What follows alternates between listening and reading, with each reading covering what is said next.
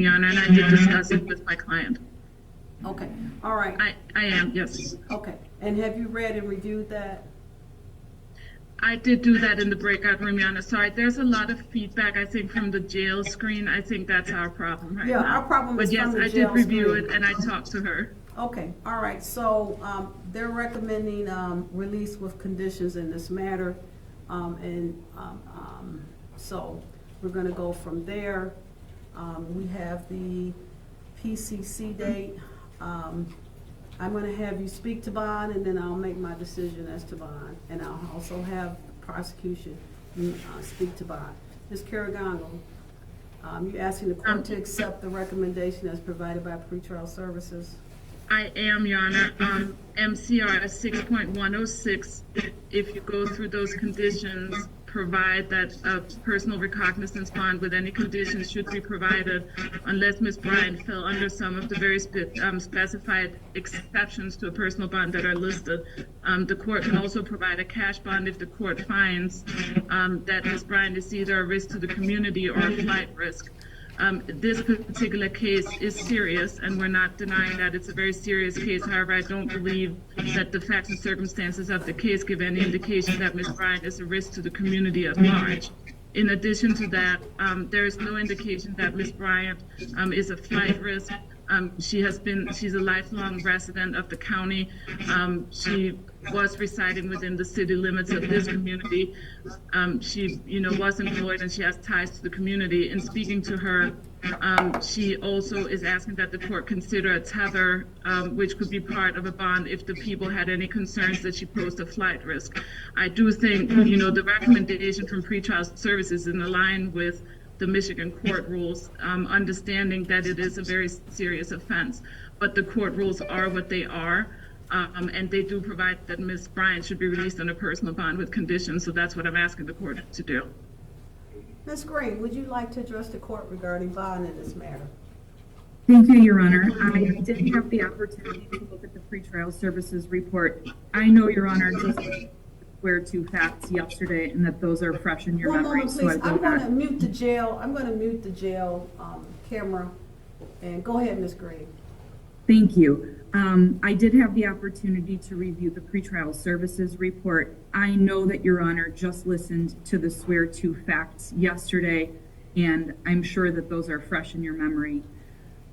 I am requesting in this case, I do agree with Ms. Carragongo regarding MCR 6.106 to the extent that you may not deny bond, but this court has the authority to put in place a high cash bond with conditions.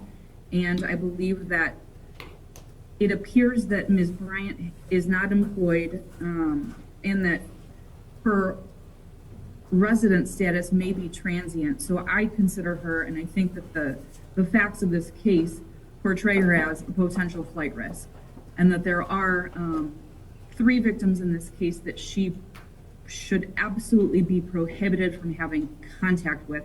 So I'd ask that the court add a specific no contact provision as it relates to the 3 minor victims in this case. And if the court would like me to go on, I can. No. What I found very suspicious in the report for pretrial services, there's 2 different addresses given to her. So I agree with you, Ms. Green, that one could opine that she's transient. She's from here, she's from there. We don't know where she resides. I do find her an acute risk and danger to the community and to any minor children under the age of 18, let alone the 3 minor children that she is a mother to. With that in mind, I agree with Ms. Carragongo. I cannot deny her bond. That is court, of course.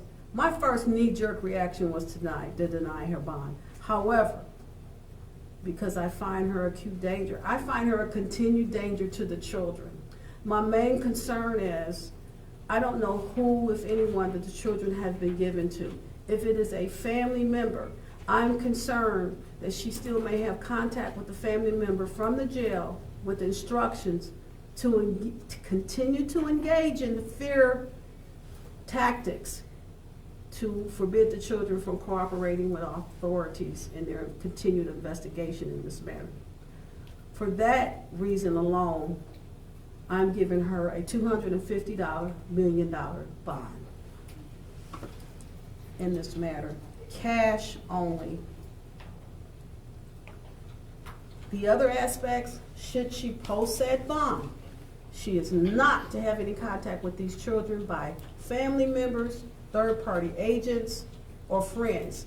So, Ms. Bryant, I want you to understand, any phone calls from the jail, should you're unable to post this bond, is recorded.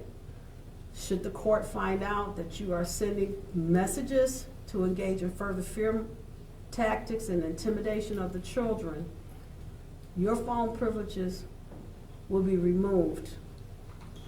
You're not to have, in fact, any contact, should you post this bond, with any children under the age of 18 in this matter.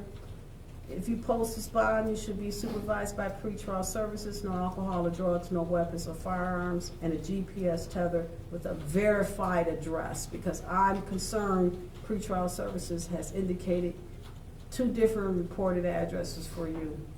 I don't believe anyone knows where you have been staying, madam. There's no consistent history. Anything further regarding the bond, Ms. Caragongo, Ms. Green? Your Honor, just ever so briefly, they had no issues finding my client to arrest her. So I just want the record to be clear on that. Ms. Green? Your Honor, you have before you information that the defendant has been lying about her whereabouts, the whereabouts regarding what she was telling where the children were. So you have a lot on this record in terms of inconsistencies with her location and the information that she's given to put in place this high cash bond. All right. Thank you, everyone, for your cooperation in this matter. Ms. Bryant, you are thanked and excused from the camera.